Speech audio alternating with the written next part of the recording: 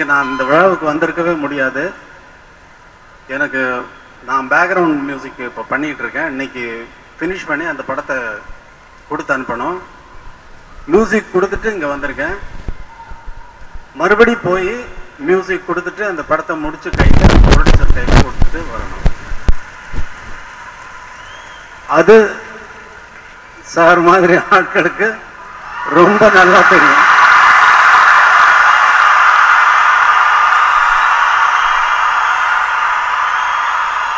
அவர் நடிக்கிறதும் இல்லாம, நடிக்கிறதோடு மட்டும் இல்லாம புதிய புதிய இயக்குனர்களையும் புதிய புதிய கதைகளையும் தேர்ந்தெடுத்து பட தயாரிப்பிலும் அவர் ஈடுபட்டு இருக்கிறார். இங்கே எப்படி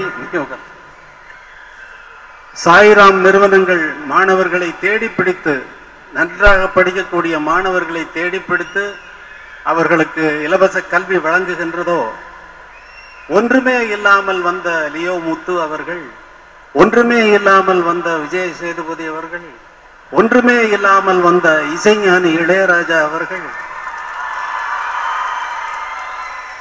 அப்படிப்பட்டவர்களுக்குத்தான் திறந்த மனது இருக்கும். இந்த மனது உங்களுக்கும் இருக்க வேண்டும். எல்லாரும் மனதும் ஒண்ணுதானே? மனசுக்கு ஏதாவது ரூபம் இருக்கான்னு மனசை திறந்து வைங்க. மனசை திறந்து விடுங்க. அது வாட்டுக்கு சிறகடிச்சு பறக்கட்டும். மாணவ மணிகளே, உங்கள் வாழ்க்கை நிறைய சாதிங்க. என்னென்ன சாதிக்கணும்னு நினைக்கிறீங்களோ அதெல்லாம் சாதிச்சிருங்க. ஆனா கனவு கிணவுன்னு எல்லாம் கனவு காணுங்கிறதெல்லாம் நான் ஒத்துக்கிறதில்ல. காரணம் என்னன்னு சொன்னா, கனவு காணும் நேரத்தில் கனவு காண்பவன் போய், கனவு காண்கின்ற கனவு போய், அதை அறிகின்ற அறிவு போய், நடக்கின்ற நிஜமாக நடக்கின்ற இந்த நிகழ்விலேயே இது கனவு போல போய்விடுகின்றது. நாளைக்கு 10 வருடம் கழித்து நீங்கள் நினைத்து பார்த்தால் இந்த மாதிரி ஒரு நிகழ்வு நடந்ததா என்பதே உங்கள் நினைவில் இருக்காது. அதனால் கனவு என்பதை விட்டுவிடுங்கள். நீங்கள் எதாக வேண்டும் என்று நினைக்கிறீர்களோ அதை முழு முயற்சியோடு ஈடுபட்டால், நான் ஒரு இசையமைப்பாளன் ஆன மாதிரி நீங்களும் நீங்கள் நினைக்கின்ற இடத்தை அடைய முடியும் என்பது. நீங்களும் நீங்கள் நினைக்கின்ற இடத்தை அடைய முடியும். மறந்து விடாதீர்கள்.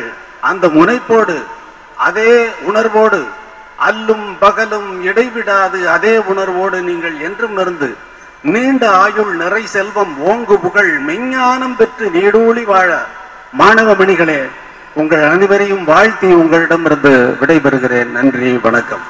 உங்களுக்கு போய் நான் என்ன பேசுறேன்னு தெரியல. ஒரு பக்கம் ரொம்ப கலர்ஃபுல்லா இருக்கு, ஒரு பக்கம் ரொம்ப கரகோஷமா இருக்கு. கண்டிப்பா மேடையில உட்கார முடியல, செம்மையா வேகுது. அப்போ உங்களுக்கு எப்படி இருக்கும்ல? இவ்வளோத்தையும் தாண்டி இவ்வளோ உட்காந்துருக்கீங்களே, முதல்ல இந்த அன்புக்கு பெரிய நன்றி. சரி, வந்துட்டோம் யங்ஸ்டர்ஸ், ஏதாவது 4 வாரத்தை பேசிட்டு போகணும் அப்படின்னு யோசிச்சிட்டே இருக்கேன். கண்டிப்பாக உங்களுக்கு சொல்கிற அளவுக்குலாம் மெச்சூரிட்டி எதுவும் இல்லைன்னு நினைக்கிறேன் எனக்கு. பட் ஸ்டில்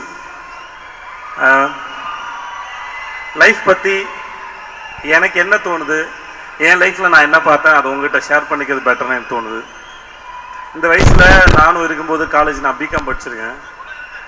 காலேஜில் இருக்கும்போது நிறைய ஆசை கனவுலாம் இருந்தது. வாழ்க்கையில் பெருசாக சாதிக்கணும், நிறைய சம்பாதிக்கணும் அப்படிலாம் ஒன்று பெருசாக இருந்தது. ஆக்சுவலாக நானும் ஆசைப்பட்டேன், ஆனால் என்ன பண்ணுறதுன்னு தெரியல.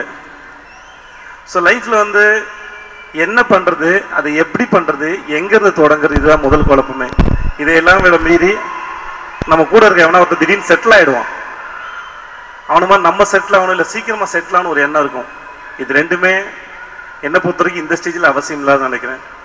அவ்வளோ சந்தோஷமாக ஜாலியாக படிங்க, படித்து முடிச்சுட்டு இந்த உலகத்துக்கு வாங்க. இங்கே நிறையா மோசமான மிருகங்கள்லாம் இருக்குது, அதை ஃபேஸ் பண்ணுங்க. லைஃப் உங்களுக்கு ஒரு பாடம் எடுக்கும், அந்த பாடத்தை அப்சர்வ் பண்ணுங்க. கண்டிப்பாக நீங்கள் அடுத்த கட்டத்துக்கு போய் நம்புகிறேன். நான் ரொம்ப நேரம் பேசி மொக்கப்பட விரும்பலை. And thank you so much. Thank you.